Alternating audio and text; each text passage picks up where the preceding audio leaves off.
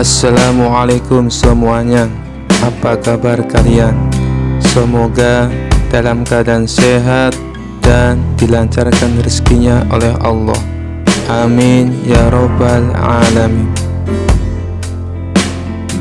Dikisahkan suatu hari, suasana di balik istana Baginda Raja Harun al-Rasyid terasa berbeda. Udara dipenuhi ketegangan intelektual yang kental. Di hadapan Baginda duduk tiga sosok yang menjadi pusat perhatian.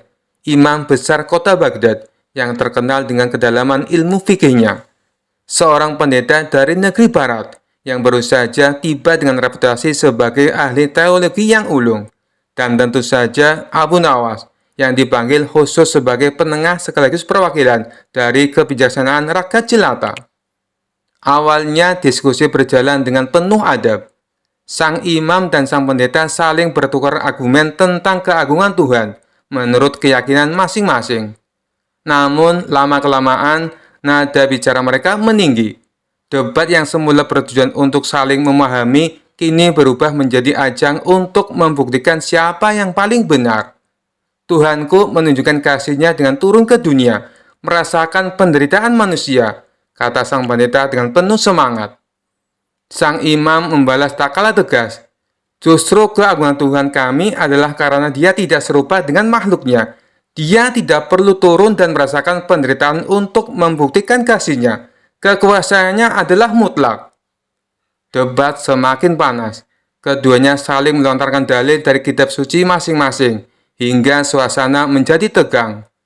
Baginda Raja mulai tampak tidak nyaman, khawatir perdebatan ini akan berakhir tanpa solusi, dan justru menabur benih permusuhan.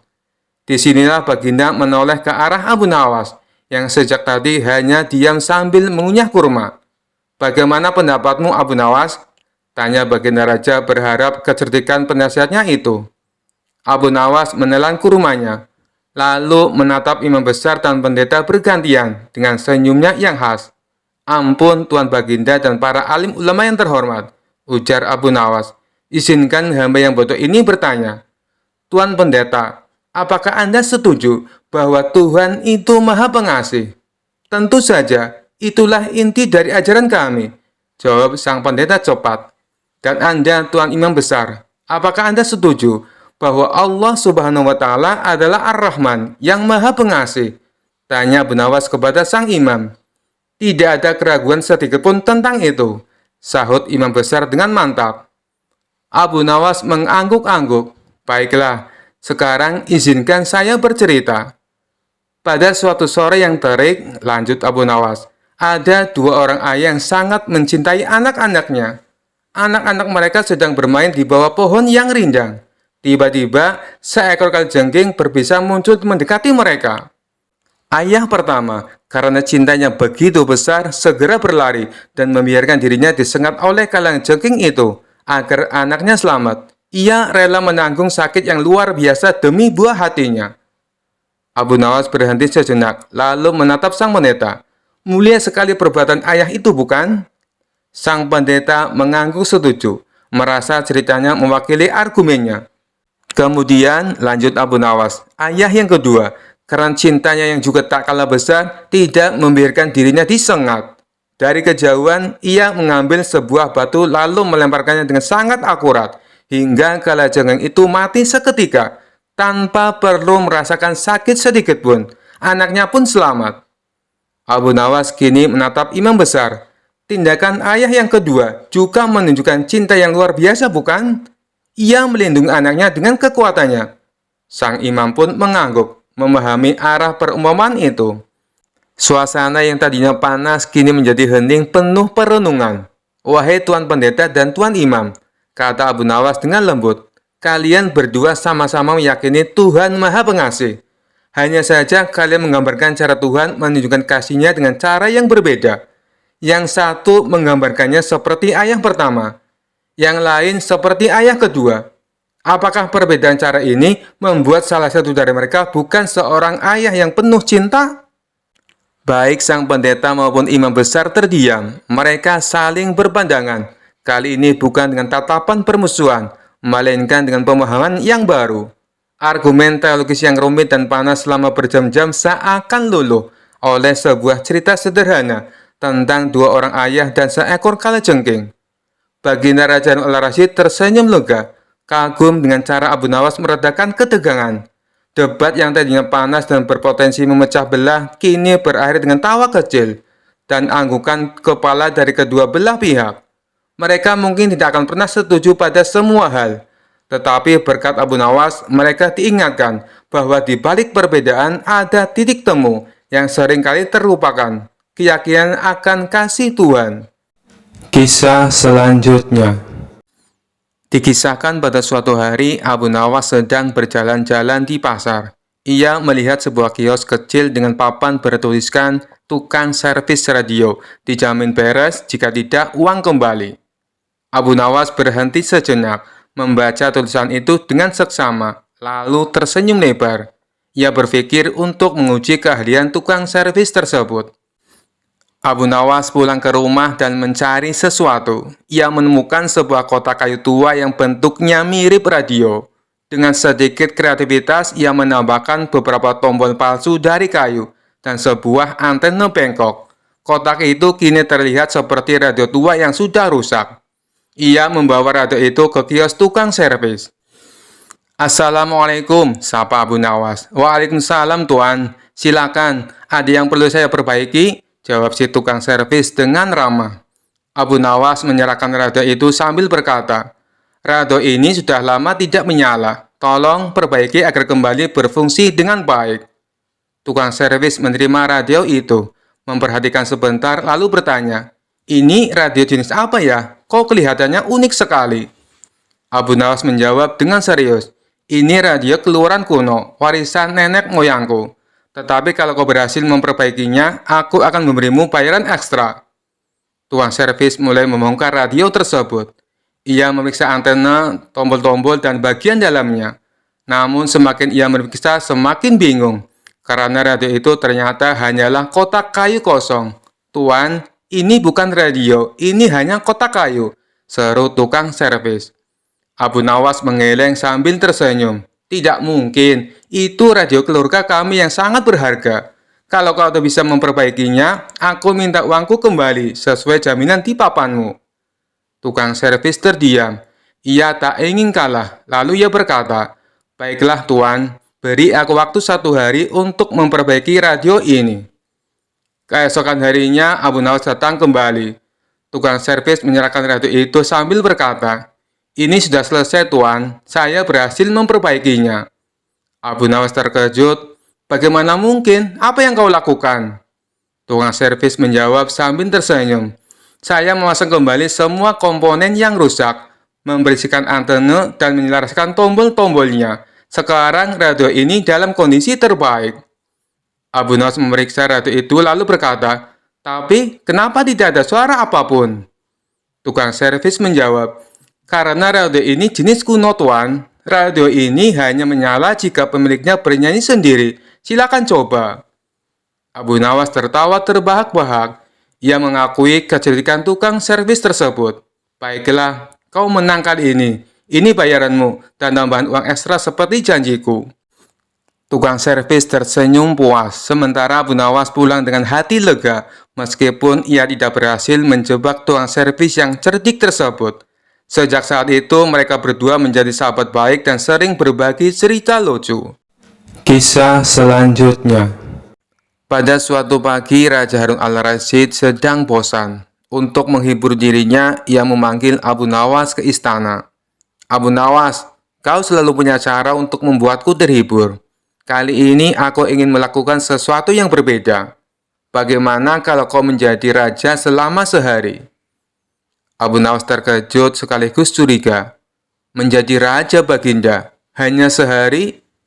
Raja tersenyum licik. "Ya, hanya sehari. Tapi ingat, selama kau menjadi raja, kau harus menjalankan tugas dan menghadapi semua masalah kerajaan. Apakah kau berani?" Abu Nawas berpikir sejenak, lalu tersenyum. "Tentu saja, Baginda. Ini akan menjadi pengalaman yang menarik." Esok harinya, Abu Nawas resmi menjadi raja sehari. Ia duduk di singgasana menggunakan jubah kebesaran raja, lengkap dengan mahkota. Para pejabat istana pun menyambutnya dengan formalitas yang megah. Tak lama datanglah seorang rakyat mengadu. "Wahai Raja Abu Nawas, tetangga saya mencuri kambing, mohon keadilan," kata si pengadu. Abu Nawas mengangguk dengan bijak. "Tenang, aku akan mengadili masalah ini." Ia memanggil tetangga yang dituduh mencuri. Setelah mendengar kedua pihak berbicara, Abu Nawas berkata, "Baiklah, kambing ini akan kubawa pulang dulu untuk dipelajari lebih lanjut sifatnya. Jika kambing itu lebih menyukai salah satu dari kalian, berarti dia pemiliknya." Semua orang bingung, tapi Abu Nawas segera membawa kambing itu pulang dan menyimpannya di dapur istana. Lalu datang seorang menteri dengan wajah marah. "Wahai Raja Abu Nawas, rakyat di daerahku menolak membayar pajak. Apa yang harus kulakukan?" Abu Nawas berpikir sebentar, kemudian berkata, "Mudah saja, naikkan pajak mereka 2 kali lipat." Si menteri terkejut. "Apa? Bukankah itu akan membuat mereka semakin marah?" Abu Nawas menjawab, "Kalau begitu, mereka akan datang langsung ke istana untuk mengadu. Nanti aku sendiri yang akan menyelesaikannya. Jadi kau tak perlu repot-repot lagi." Menteri itu pulang dengan bingung, sementara Abu Nawas tertawa dalam hati. Sebagai raja, Abu Nawas juga harus menghadiri jamuan makan siang bersama para bangsawan. Namun, ia memanfaatkan kesempatan ini untuk memakan semua hidangan yang enak, yang biasanya hanya dinikmati oleh raja. Ketika para bangsawan bertanya tentang kebijakan pemerintah, Abu Nawas hanya menjawab, "Makan dulu, urusan kebijakan belakangan." Para bangsawan hanya bisa mengangguk, meskipun mereka merasa heran dengan gaya kepemimpinan Abu Nawas. Menjelang malam, Raja Harun al-Rasyid kembali ke istana untuk melihat bagaimana Abu Nawas menjalankan tugasnya. "Abu Nawas, bagaimana rasanya menjadi raja sehari?" tanya raja sambil tersenyum. Abu Nawas dengan wajah serius menjawab, "Baginda, menjadi raja itu sungguh melelahkan. Saya harus memakan hidangan mewah, menyelesaikan masalah pelik, dan bahkan membawa pulang kambing rakyat. Sungguh berat tugas ini." Raja tertawa terbahak-bahak. "Kau memang pandai bersiasat, Abu Nawas. Tapi ingat, kau harus mengembalikan kambing itu." Abu Nawas tersenyum licik. "Tentu saja, Baginda. Tapi izinkan saya menikmatinya semalam saja, agar saya benar-benar merasa seperti raja sejati." Semua orang di istana pun tertawa. Sementara Abu Nawas pulang dengan membawa kambing titipan yang lezat untuk jamuan di rumahnya. Dan begitulah Abu Nawas membuktikan bahwa menjadi raja sehari bisa menjadi pengalaman yang penuh kelucuan dan kepintaran. Kisah selanjutnya. Pada suatu hari, Abu Nawas sedang berjalan-jalan di pasar. Tiba-tiba, ia melihat seorang saudagar kaya yang terkenal serakah dan suka memanfaatkan orang lain untuk mengumpulkan harta. Saudagar itu melihat Abu Nawas dan menyapanya dengan nada meremehkan. "Hai Abu Nawas, ku dengar kau selalu punya cara untuk mendapatkan uang. Apa kau punya trik baru untuk membuatku lebih kaya?" ejek saudagar itu. Abu Nawas tersenyum licik dan berkata, "Tentu Tuan Saudagar, bagaimana kalau aku menjual sebuah bangunan yang sangat besar dan mewah padamu? Bahkan tempat ini tak ternilai harganya." Mendengar kata-kata Abu Nawas, saudagar itu langsung tertarik. "Apa? Bangunan mewah? Di mana itu? Cepat katakan. Aku akan membelinya jika benar-benar berharga," katanya dengan mata berbinar. Abu Nawas mengangguk dan berkata, "Baiklah, ikuti aku ke pusat kota. Bangunan itu terletak di sana dan semua orang mengaguminya." Abu Nawas lalu membawa saudagar itu ke masjid besar yang terletak di tengah kota. Ketika tiba di depan masjid, Abu Nawas berkata, "Nah, inilah bangunannya. Masjid ini besar dan kokoh, selalu ramai dikunjungi orang setiap hari. Jika kau membelinya, maka semua orang akan menghormatimu." Saudagar itu melihat bangunan masjid dengan penuh kagum. Benar juga, masjid ini memang terlihat megah dan banyak orang datang ke sini. "Kalau aku memiliki masjid ini, aku semakin disegani," katanya sambil menggosok-gosok tangannya penuh antusias. Abu Nawas lalu menawarkan harga yang sangat tinggi. Baiklah, masjid ini kuberikan padamu dengan harga 100 keping emas, katanya dengan senyum lebar. Tanpa pikir panjang, saudagar itu setuju dan membayar Abu Nawas. Setelah menerima uangnya, Abu Nawas bergegas pergi sambil menahan tawa. Keesokan harinya, saudagar itu kembali ke masjid dengan sombong, berpikir akan menagih sewa dari orang-orang yang datang. Namun ketika ia tiba di sana, orang-orang di masjid mulai berteriak marah. Apa maksudmu mengaku-ngaku masjid ini milikmu? Ini rumah ibadah, bukan properti pribadi. Saudagar itu kebingungan, ia pun berlari mencari Abu Nawas untuk meminta penjelasan. Saat menemukannya, ia langsung marah. Abu Nawas, kau menipuku. Kau jual masjid padaku padahal itu milik umum. Dengan tenang, Abu Nawas menjawab, Tuan saudagar, kau yang terlalu serakah. Bukankah sudah kukatakan, ini tempat yang tak ternilai harganya dan dihormati semua orang. Namun niatmu hanyalah untuk pamer kekayaan. Lagi pula, masjid ini memang tidak bisa dijual. Kau yang salah mengartikan ucapanku. Mendengar itu, saudagar itu hanya bisa terdiam dan sadar bahwa keserakahannya telah mempermalukannya.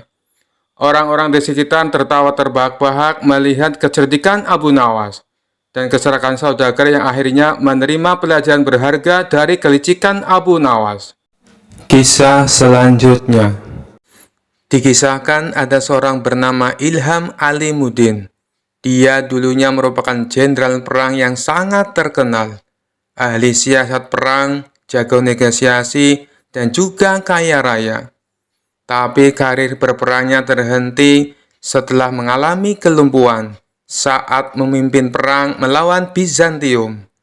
Tidak berselang lama, anak istrinya juga ikut terbunuh. Ia pun akhirnya memilih untuk pensiun menjadi tentara. Sang jenderal ini hidup sendirian dengan kekayaannya yang berlimpah. Meskipun sudah tua dan menderita kelumpuhan, naluri menantang orang masih melekat dalam diri sang jenderal. Tapi kali ini bukan menantang adu kekuatan fisik, melainkan adu kekuatan pikiran. Tampaknya ia bukan hanya ingin dikenal sebagai jenderal perang, tetapi ia juga ingin dikenal sebagai tokoh paling cerdik dan pandai di kota Baghdad. Untuk itulah, dia tak segan-segan memberikan banyak hadiah bagi siapa saja yang bisa menjawab teka-tekinya. Sampai hari ini, sudah 100 orang yang lebih yang dia tantang. Namun tak satu pun dari mereka yang berhasil mengalahkannya. Total pertanyaan yang diajukan jenderal ada 3. Tapi yang unik dari permainan ini, apabila berhasil menjawab soal pertama dan kedua, tetapi gagal menjawab pertanyaan yang ketiga, maka semua hadiahnya menjadi gugur. Hal inilah yang membuat orang-orang kesal dengan sang jenderal. Aku kesal dengan sang jenderal yang lumpuh itu, kata seseorang kepada kawannya.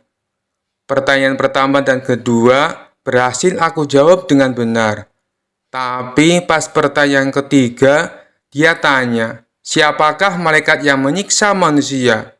Langsung saja aku jawab malaikat Malik. Dia bilang jawabanku itu katanya salah. Loh, bukannya jawabanmu itu benar? Tanya kawannya heran. Kamu juga salah. Aku kira kamu pintar. Yang benar itu malaikat Zabaniyah. Malaikat-malaikat hanya penjaga neraka. Timpal orang tersebut kepada kawannya. Suatu hari, datanglah seorang pemuda ke rumah sang jenderal. Pemuda ini sangat terkenal pandai dan cerdik di kotanya. Ia menerima tantangan sang jenderal untuk menjawab teka-tekinya.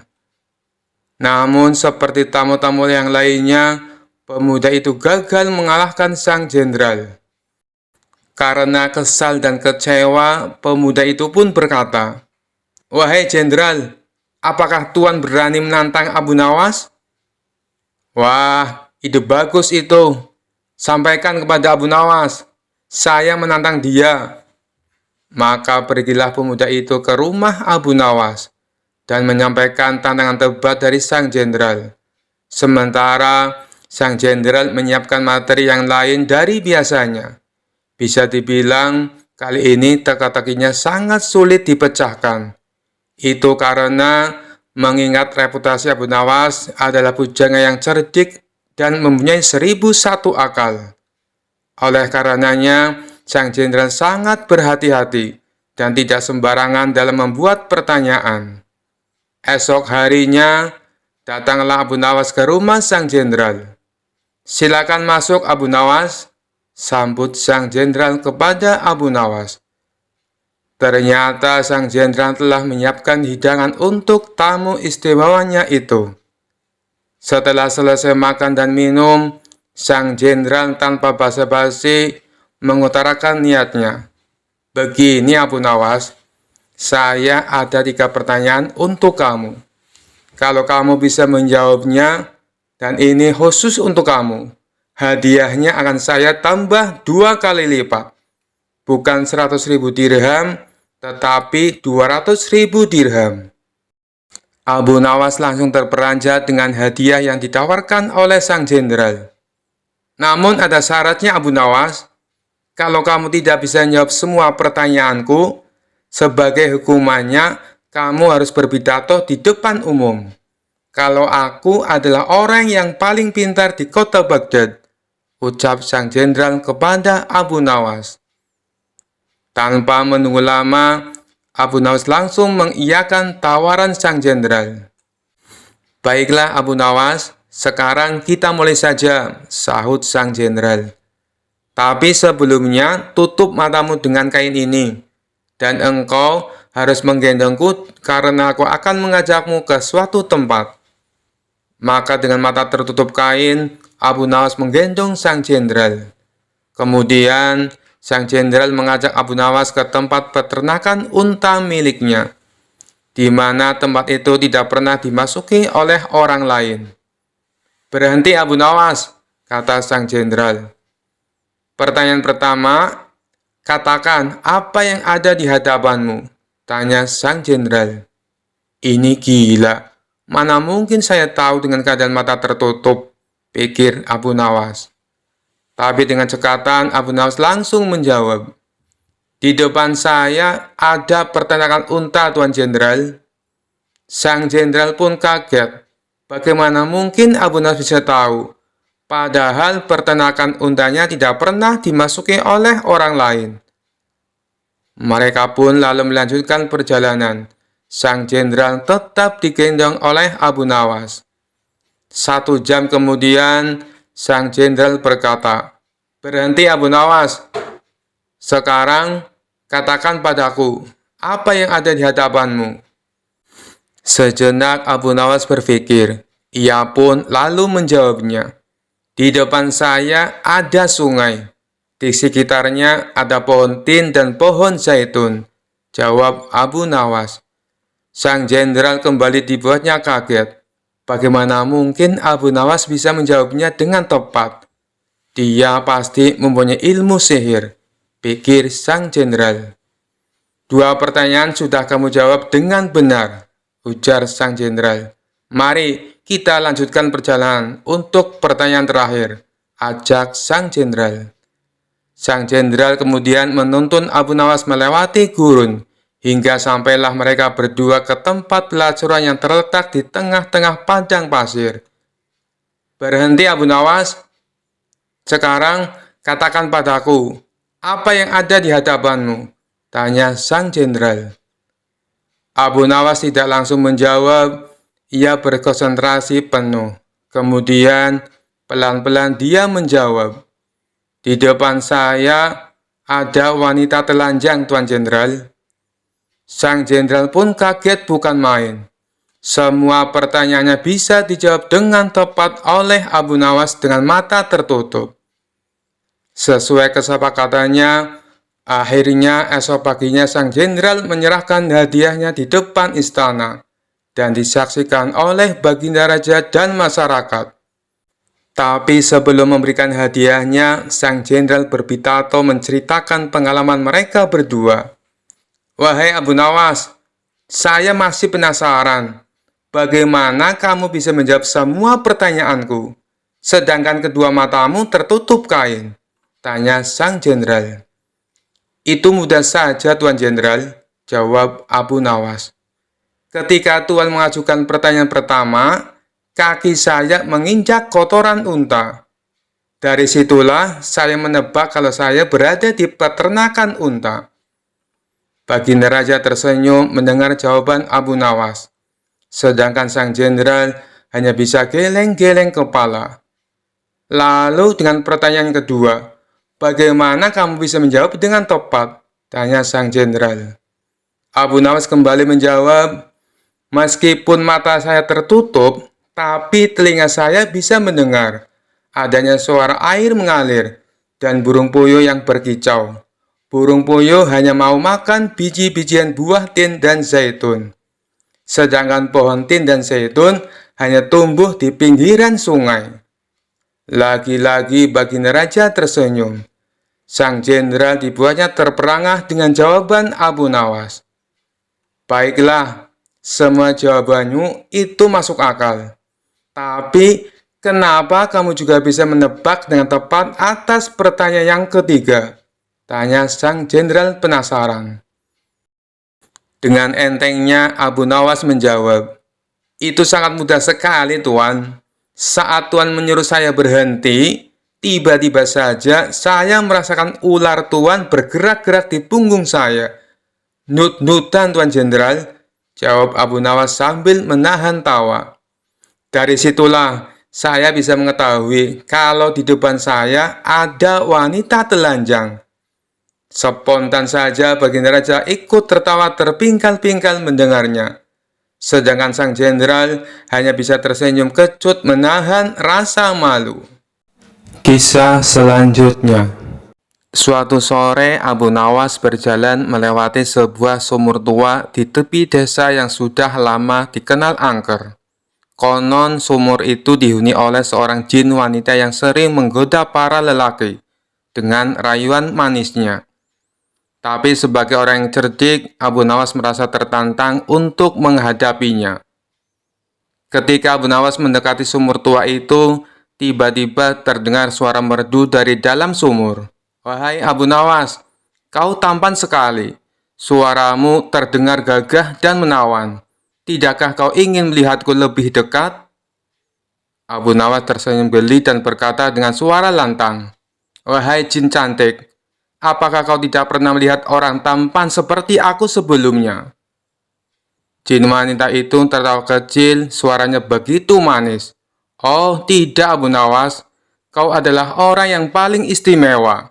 Masuklah ke sumur ini, dan kita bisa hidup bersama. Aku akan membuatkanmu minuman lezat dan memanjakanmu setiap hari. Abu Nawas mengusap dagunya, berpura-pura tertarik. Minuman lezat terdengar menggoda, tapi aku takut kau tidak bisa memasak dengan baik. Apa kau pernah membuat rendang atau paling tidak teh manis? Jin wanita itu terdiam sejenak, terjebak dengan pertanyaan Abu Nawas, kemudian berkata, aku bisa mempelajarinya demi dirimu Abu Nawas, asal kau mau turun kemari. Aku akan belajar semua masakan kesukaanmu.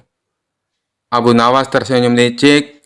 Begini saja, kalau kau benar-benar ingin menunjukkan cintamu padaku, naiklah ke atas dan bawakan teh manis yang harum dan manis.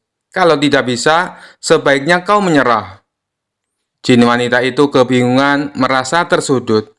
Maaf Abu Nawas, aku tak bisa meninggalkan sumur ini. Tapi kumohon, turunlah ke sini dan kita akan hidup bahagia. Abu Nawas pun mengeluh, pura-pura merajuk. Sayang sekali, padahal aku sudah ingin menikahimu.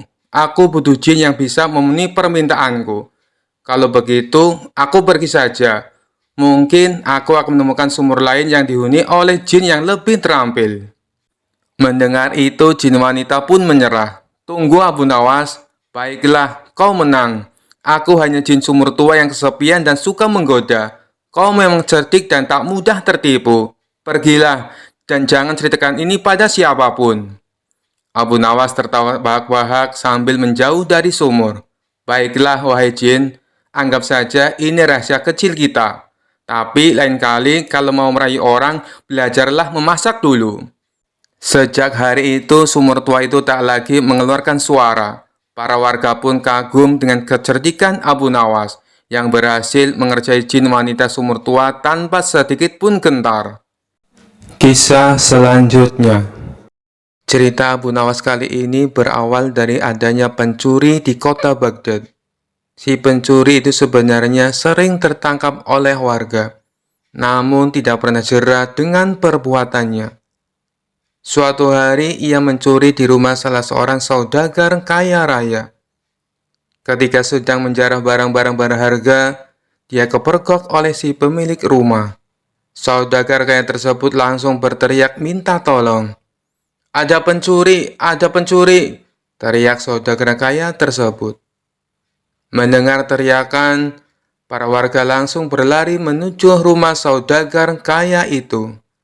Mereka lalu mengepung si pencuri agar tidak bisa untuk melarikan diri. Tapi anehnya si pencuri tampak terlihat tenang. Dia sama sekali tidak ada niat untuk kabur. Justru ia menghampiri warga yang mengepungnya. Tentu saja warga langsung membekuknya. Bahkan ada beberapa orang yang hendak memukulinya. Dan ada juga yang ingin melemparinya dengan batu. Di saat itulah datang menteri istana untuk mengamankan si pencuri. Kalian tidak boleh main hakim sendiri. Jangan sampai ada yang memukuli si pencuri. Apalagi melempari dia dengan batu. Teriak Tuan Menteri kepada para warga. Tapi dia sudah sering kali mencuri, Tuan Menteri. Kami sangat geram dengan ulahnya. Biarkan kami memukulinya supaya jera, sahut salah seorang warga. Kita lempari batu saja ke kepalanya, biar tidak meresahkan warga, timpal warga yang lain. Melihat emosi warga yang mulai tak terbendung, Tuan Menteri lalu berkata, kalau ada yang berani menyakiti si pencuri ini, aku tidak segan-segan menghukum kalian. Kalian boleh memukul atau melempar batu ke pencuri ini, tapi ada syaratnya. Apa itu syaratnya? Kami sudah tidak sabar ingin menghukumnya. Para warga penasaran. Syaratnya adalah siapa yang tidak pernah memiliki kesalahan, boleh memukul atau melempari batu ke pencuri ini. Jelas Tuan Menteri menjelaskan dengan persyaratan tersebut. Para warga hanya terdiam, sebab mana mungkin ada manusia yang tidak pernah punya salah. Bahkan anak kecil pun pernah melakukan kesalahan. Akhirnya para warga membubarkan diri. Sementara si pencuri dibawa oleh Tuan Menteri dengan dalih akan diproses di pengadilan. Tapi kenyataannya, di tengah jalan si pencuri malah dibebaskan dan disuruh untuk pulang. Usut punya usut, ternyata si pencuri adalah sahabat karib Tuan Menteri. Beberapa hari kemudian, si pencuri kembali beraksi. Dan setiap kali tertangkap warga, Tuan Menteri selalu datang untuk menolong. Begitulah seterusnya, hingga suatu ketika si pencuri menyatroni rumah Abu Nawas. Kebetulan saat itu Abu Nawas baru saja mendapat hadiah emas dari Baginda Raja. Ketika si pencuri masuk ke rumah dan hendak mengambil emas tersebut, Abu Nawas keburu memergokinya. "Hai pencuri kurang ajar," ucap Abu Nawas. Bukannya kabur, si pencuri malah dengan tenang berjalan keluar meninggalkan Abu Nawas. Hal ini membuat Abu Nawas bertambah emosi.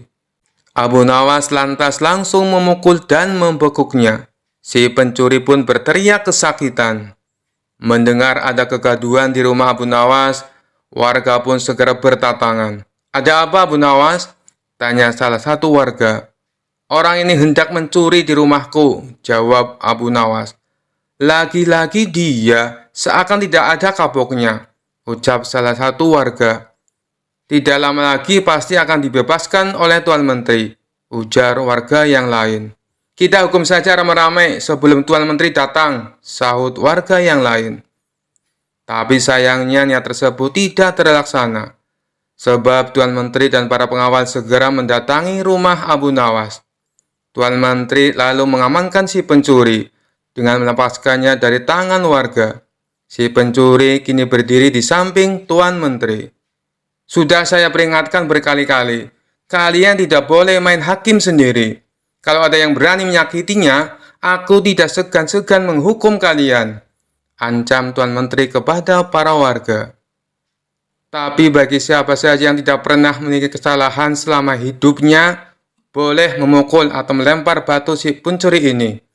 Ayo silakan, bila kalian merasa sok suci, bentak Tuan Menteri. Mendengar itu, para warga pun terdiam seketika. Tapi tidak bagi Abu Nawas. Diam-diam ia mengambil 2 batu besar, lalu dilemparkan ke arah langit secara bersamaan. Saat 2 batu tersebut kembali turun ke bawah, masing-masing mengenai kepala si pencuri dan Tuan Menteri. Sontak si pencuri langsung pingsan jatuh tersungkur, dan kepalanya keluar darah bercucuran. Begitu juga dengan Tuan Menteri. Meskipun tidak pingsan, dia mengalami sakit yang luar biasa, dan dari kepalanya keluar darah bercucuran yang cukup banyak. Kurang ajar, siapa yang berani berbuat lancang melempar batu? Teriak Tuan Menteri penuh emosi. Dikarenakan takut menjadi sasaran amukan Tuan Menteri, orang-orang di sana lalu menunjuk bahwa Abu Nawaslah sang pelakunya. Kurang ajar kau Abu Nawas, kau akan mendapat hukuman berat, bentak Tuan Menteri. Salahku di mana? Kenapa tiba-tiba aku dihukum? Tanya Abu Nawas pura-pura. Kamu telah berani melempari kepalaku dengan batu, jawab Tuan Menteri. Oh, itu. Bukankah tadi Tuan Menteri mengatakan sendiri, siapa saja yang tidak pernah bersalah selama hidupnya, boleh melempari si pencuri dengan batu, balas Abu Nawas. Jadi kau merasa kalau kamu tidak pernah berbuat salah, jangan sok suci kamu Abu Nawas, hardik Tuan Menteri. Justru itu, karena aku orang yang pernah berbuat salah, makanya aku minta bantuan malaikat langit. Aku berikan dia 2 batu dengan cara melemparnya ke atas. Ketika malaikat langit mengembalikan batu itu ke bawah, ternyata yang kena bukan hanya pencuri, tapi Tuan Menteri juga ikut kena. Mungkin malaikat langit lebih tahu bila selama ini Tuan Menteri bersekongkol dengan si pencuri, kata Abu Nawas. Mendengar itu, Tuan Menteri tidak bisa berkata apa-apa, tapi memendam amarah kepada Abu Nawas. Tuan Menteri ingin menghukumnya saat itu juga, karena perkataan yang diucapkan Abu Nawas hanya dibuat-buat. Belum sempat Tuan Menteri perintahkan pengawal untuk menangkap, tiba-tiba Abu Nawas berkata lagi, kalau besok-besok dia sampai kedapatan mencuri lagi, dan Tuan Menteri menolong dengan alasan akan mengamankannya, maka batu ini bukan hanya akan aku berikan kepada malaikat langit, tapi akan aku berikan juga kepada Baginda Raja, ancam Abu Nawas. Mendengar perkataan tersebut, nyali Tuan Menteri mendadak ciut. Tuan Menteri yang tadinya bersikap garang mendadak berubah menjadi santun, sebab tahu betul betapa dekatnya Abu Nawas dengan Baginda Raja. Maafkan aku Tuan Abu Nawas, aku pastikan kali ini si pencuri akan mendapat hukuman, kata Tuan Menteri. Sejak saat itulah, akhirnya si pencuri menjadi jera dan tidak mengulangi perbuatannya, karena Tuan Menteri sudah tidak berani melindunginya. Kisah selanjutnya. Dikisahkan pada suatu hari, Raja Harun al-Rasyid sedang duduk di singgasana. Tiba-tiba muncul sebuah ide iseng melintas di pikirannya.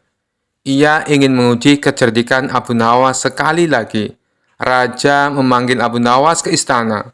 Abu Nawas, aku punya tugas istimewa untukmu, kata Raja sambil tersenyum penuh misteri. Abu Nawas yang sudah curiga dengan nada suara Raja bertanya, apa tugas itu Baginda? Raja menjawab, aku ingin kau membangun sebuah masjid megah untukku. Tapi ingat, kau hanya punya waktu 1 malam. Jika gagal, kau akan dihukum berat. Abu Nawas menggaruk-garuk kepala. Baginda, apakah tidak ada tugas yang lebih mudah? Mungkin seperti membuat teh. Raja tertawa, tidak, ini perintahku. Mulailah malam ini. Setelah menerima perintah itu, Abu Nawas pulang dengan santai. Warga yang mendengar tugas itu mulai heboh. Abu Nawas pasti tidak akan bisa menyelesaikannya, kata mereka. Namun, Abu Nawas tetap tenang. Malam harinya, ia membawa beberapa perkakas sederhana dan mendirikan sebuah tenda kecil di lapangan. Lalu, ia memasang papan besar di depan tenda itu bertuliskan pendaftaran wakaf untuk masjid kerajaan. Donasi Anda adalah amal jariah. Keesokan paginya, Raja datang untuk melihat hasil kerja Abu Nawas. Namun yang ia temui hanyalah tenda kecil dengan papan pengumuman. Raja berteriak, "Abu Nawas, mana masjidku?" Abu Nawas keluar dari tenda dengan santai. "Baginda, masjid ini sedang dalam tahap awal pembangunan. Saya sudah memulai dengan langkah pertama, yaitu mengumpulkan dana dari warga." Raja terkejut, "Apa maksudmu? Aku ingin masjid ini selesai dalam semalam."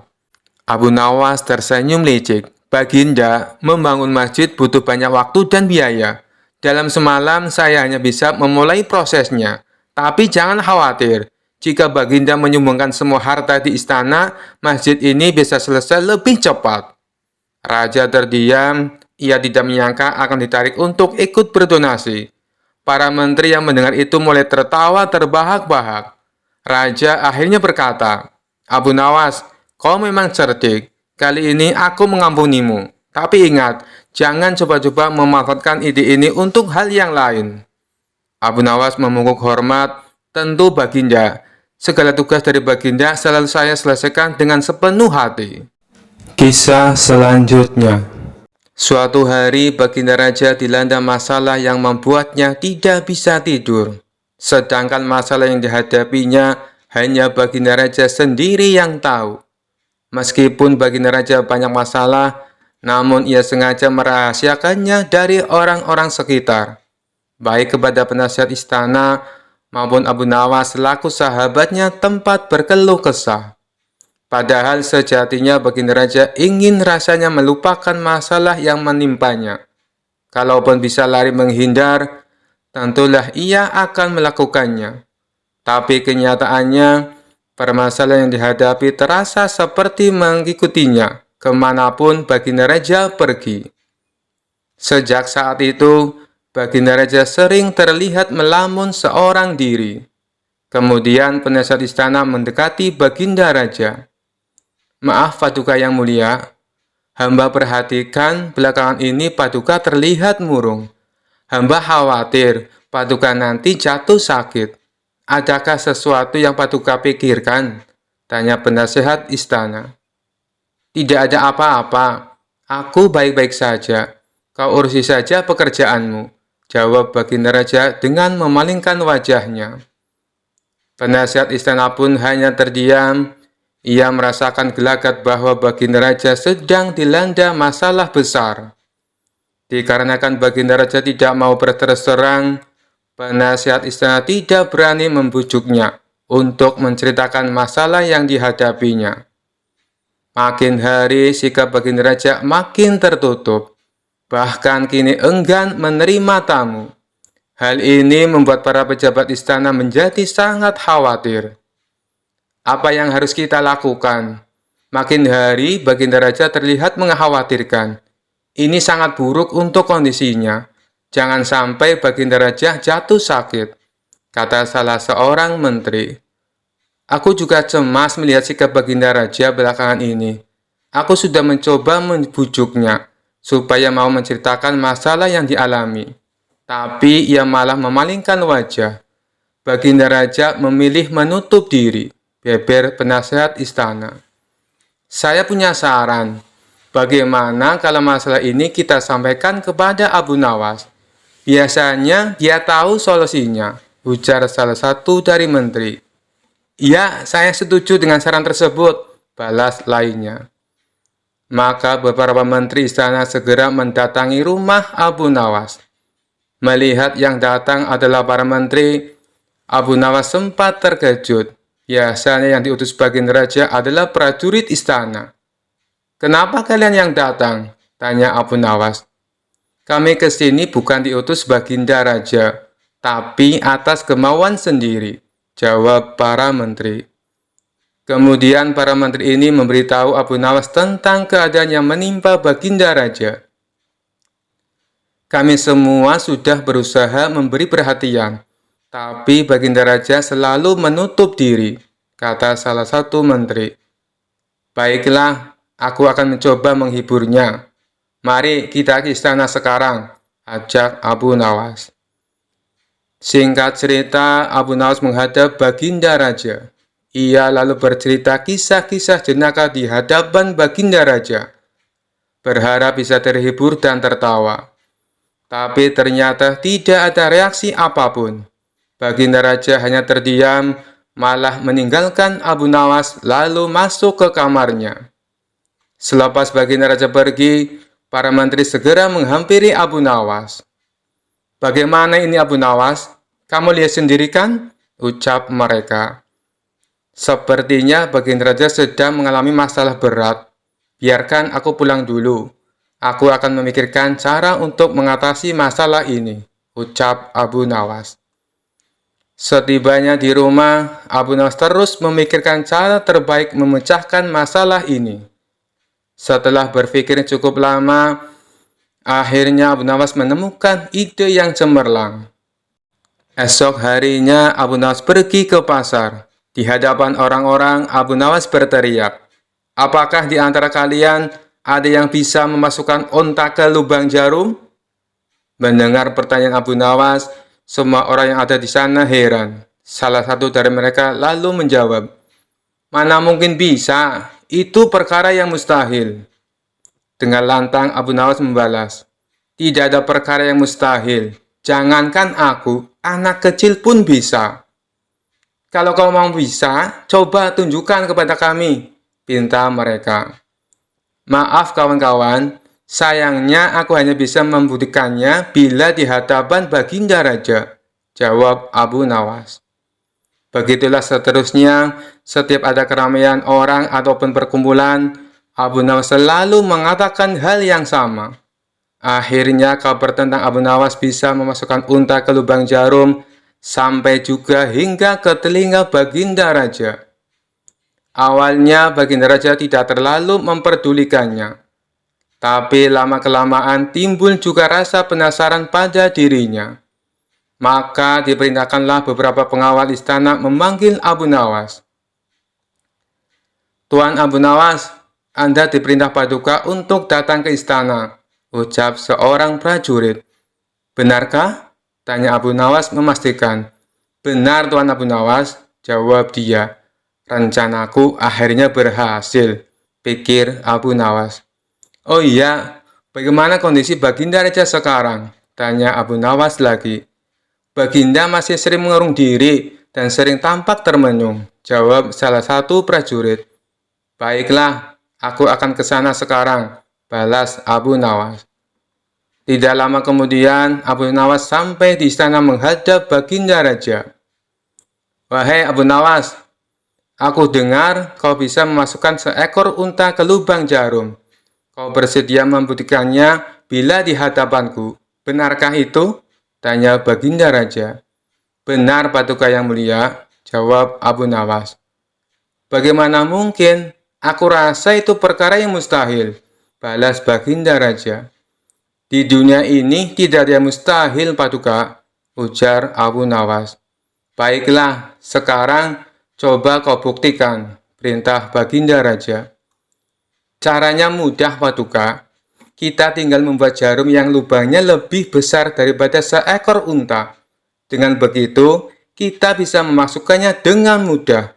Bahkan anak kecil pun bisa," jawab Abu Nawas menjelaskan. "Kalau caranya seperti itu, semua orang pun bisa melakukannya. Berarti kau telah menipu semua orang, termasuk aku," ucap Baginda Raja. "Hamba tidak pernah menipu siapapun, dan hamba juga tidak pernah menipu Paduka. Hamba tidak pernah mengatakan bahwa jarum hamba yang maksud adalah jarum kecil," balas Abu Nawas. "Iya, itu benar. Tapi apa maksud dari pernyataanmu ini?" tanya Baginda Raja. Hamba hanya ingin mengatakan bahwa ada hikmah dari pernyataan ini, jawab Abu Nawas. Hikmah? Hikmah dari mana? Tanya Baginda Raja heran. Bukankah tadinya Baginda Raja tidak percaya kalau hamba bisa memasukkan unta ke lubang jarum? Tapi setelah hamba jelaskan, Baginda Raja baru mempercayainya. Begitu juga dengan permasalahan yang sedang kita hadapi. Sebesar apapun masalah, sebesar apapun bebannya, tapi kalau hati kita lebih besar, hati kita lebih luas saat menghadapinya, maka semua masalah akan terasa lebih ringan. Itulah gambaran seekor unta bila dimasukkan ke lubang jarum. Sepintas saat kita menghadapinya, pasti itu mustahil dilakukan. Tapi bila hati kita luas dan besar, maka pikiran kita juga akan mengikuti. Dan pada akhirnya, masalah yang kita anggap mustahil bisa diatasi menjadi mudah dan ringan untuk dijalani. Bagaimana kita akan bisa tenang bila kita menghadapi masalah dengan hati yang sempit? Tutur Abu Nawas. Seketika Baginda Raja terdiam. Ia terus merenungi ucapan Abu Nawas. Suasana pun mendadak menjadi hening. Tidak berapa lama Baginda Raja pun berkata, "Terima kasih Abu Nawas, kau telah menyadarkanku.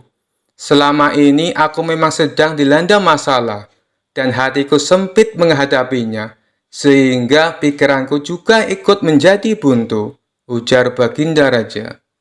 Sejak kejadian itu, kini Baginda Raja mulai terlihat ceria. Ia tidak lagi terlihat murung seperti hari-hari sebelumnya. Permasalahan bukanlah hal untuk dilamunkan, melainkan dihadapi dengan hati yang besar, maka akan tercipta solusi dari sebuah pemikiran yang jernih. Kisah selanjutnya. Dikisahkan Abu Nawas mempunyai tetangga seorang tuan tanah yang kaya raya. Hampir seluruh penduduk desa bekerja di perkebunannya. Namun tuan tanah tersebut mempunyai sifat pelit dan bahil. Tak hanya itu, selain berprofesi sebagai tuan tanah, ia juga menjadi rentenir. Hal inilah yang membuat Abu Nawas resah. Selaku ulama sufi, ia ingin membuat tetangganya itu bertobat atas perbuatannya. Setelah merenung agak lama, akhirnya Abu Nawas menemukan ide yang cemerlang. Pada esok harinya, Abu Nawas menemui kawan-kawannya yang lagi tongkrongan di warung. "Tadi malam aku mimpi dapat wangsit yang tidak bisa aku tolak," ucap Abu Nawas membuka percakapan. Salah satu kawan Abu Nawas bertanya, "Apa isi wangsit dalam mimpimu?" Abu Nawas menjawab, "Aku mendapatkan wangsit apapun yang titipan padaku, maka akan beranak." "Maksudnya bagaimana wahai Abu Nawas?"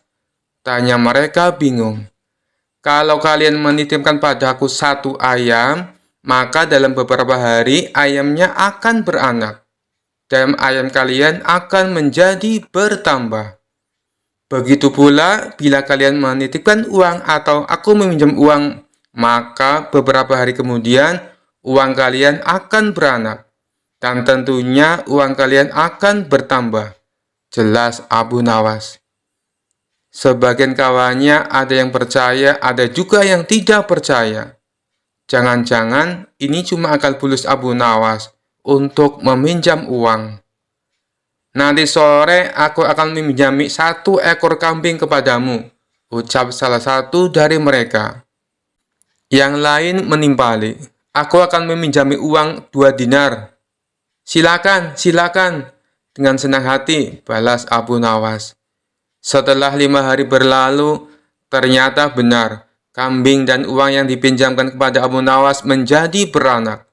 Yang meminjami 1 ekor kambing, dikembalikan Abu Nawas menjadi 3 ekor kambing. Yang meminjami uang 2 dinar, dikembalikan oleh Abu Nawas menjadi 5 dinar. Berita tentang Abu Nawas tersebut tersebar ke seluruh penduduk desa, dan sampai ke telinga tuan tanah pelit yang menjadi rentenir. Dengan ditemani beberapa pengawalnya, tuan tanah itu mendatangi rumah Abu Nawas. "Wahai saudaraku Abu Nawas, adakah keperluan yang kau inginkan? Katakan saja. Nanti aku bisa meminjamimu, ucap tuan tanah merayu. Maaf tuan, saat ini saya tak lagi membutuhkan apa-apa, balas Abu Nawas. Baiklah, nanti kalau kamu perlu apa-apa, datang saja padaku. Jangan sungkan-sungkan, timpal si tuan tanah dengan senyum yang ramah. Baik tuan, kapan-kapan saya akan ke rumah tuan, ucap Abu Nawas. Tuan tanah dan para pengawalnya pun pamit pulang meninggalkan rumah Abu Nawas. Pada suatu sore, Abu Nawas merasakan lapar. Ia tak mempunyai apapun di dalam rumah untuk dimakan. Kemudian, Abu Nawas mendatangi tuan rumah untuk meminjam 3 butir telur. Dengan senang hati, si tuan tanah menyambut dan meminjamkannya kepada Abu Nawas. 5 hari kemudian, Abu Nawas mengembalikan telur yang dipinjamnya. Si tuan tanah menerimanya dengan senang hati. Di saat ia membuka bungkusan yang dibawa oleh Abu Nawas, jumlah telurnya bertambah menjadi 5. Kok telurnya ada 5? Tanya tuan tanah pura-pura tidak tahu sembari tersenyum. Tidakkah tuan mendengar kabar? Apapun yang saya pinjam pasti beranak, ujar Abu Nawas. Si tuan tanah pun tersenyum bahagia. Ia lalu menawarkan pinjaman-pinjaman lain kepada Abu Nawas. Namun Abu Nawas menolaknya dengan alasan sedang tidak butuh. Hingga pada suatu hari, Abu Nawas kembali mendatangi tuan tanah yang kaya raya itu. Ada perlu apa wahai saudaraku Abu Nawas? Tanya si tuan tanah. Saya ingin meminjam uang 1000 dinar, jawab Abu Nawas. Jumlah uang yang terbilang cukup banyak. Dengan uang segitu bisa untuk menggaji seluruh karyawan tuan tanah selama sebulan. Tuan tanah kaya raya itu segera membuka berangkas uangnya dan meminjamkan uang sejumlah 1000 dinar kepada Abu Nawas. Ini uangnya wahai saudaraku, silakan dibawa pulang, ucap tuan tanah sambil memberikan uangnya kepada Abu Nawas. Abu Nawas pun pulang dengan membawa uang 1000 dinar. Sementara tuan tanah yang belat itu berhayal, tidak lama lagi uangku akan bertambah banyak, ucapnya dalam hati kegirangan. Hari berganti hari, si tuan tanah merasa tidak sabar menunggu kedatangan Abu Nawas. 5 hari berlalu, Abu Nawas masih belum juga datang. Tak terasa sudah berjalan 1 bulan, dan Abu Nawas tak kunjung datang ke rumahnya. Karena tidak sabar, si tuan tanah mendatangi Abu Nawas dengan didampingi pengawalnya. Wahai Abu Nawas, sudah sebulan aku menantimu, tapi kamu malah tidak datang, kata si tuan tanah. Oh iya tuan, maafkan saya. Sebenarnya saya akan ke rumah tuan, namun saya sangat sibuk. Tapi berhubung tuan sudah ada di rumah saya, sekalian saja ada yang mau saya bicarakan, kata Abu Nawas beralasan. Tidak apa-apa wahai saudaraku, silakan, apa yang mau kau bicarakan, balas si tuan tanah. Begini tuan, Abu Nawas mencoba menjelaskan. Uang yang tuan titipkan padaku 3 hari kemudian mati. Boro-boro bisa beranak, yang ada malah mati tak tersisa. Apa maksudmu wahai Abu Nawas? Tanya tuan tanah penuh emosi. Kamu mau mempermainkan aku ya? Sambungnya. Tidak tuanku, tapi memang begitulah kenyataannya, balas Abu Nawas. Tak terima dengan hal itu, si tuan tanah lalu melaporkan Abu Nawas ke pengadilan.